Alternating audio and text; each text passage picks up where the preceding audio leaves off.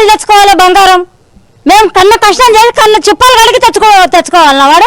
మేము పేదలు, మేము ఎట్లా బతకాలి? మేము బంగారు షాప్ పోయి చూస్తే భయం అవుతుంది మాకు. మా పిల్లలు ఎట్లా బతకాలి? మేము ఎట్లా బతకాలి? మాకు ఇది ఒక్కటి లేకపోతే షాపులు మొత్తం పడగొడతాం, బంద్ చేస్తాం, కూడా స్ట్రైక్ కూడా చేస్తాం మేము. ఆడ ఒక్క బంగారు కొనొద్దు. ముస్లిం అయినా, తెలుగు అయినా, హిందూ అయినా ఎవరైనా కొనొద్దు.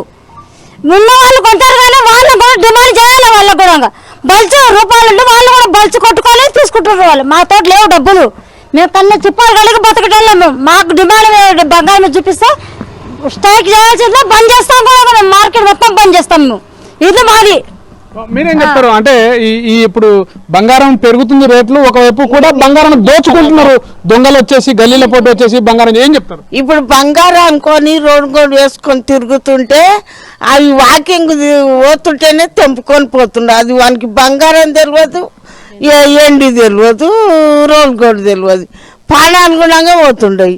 వాళ్ళ ఇంట్రెస్ట్ ముసలోళ్ళు వెంబడి పడితే అవి ముండమోపలు రోడ్డు కూడా పెట్టుకుంటే బంగారం ఇక్కడదే అని ఉండబడుతుంది.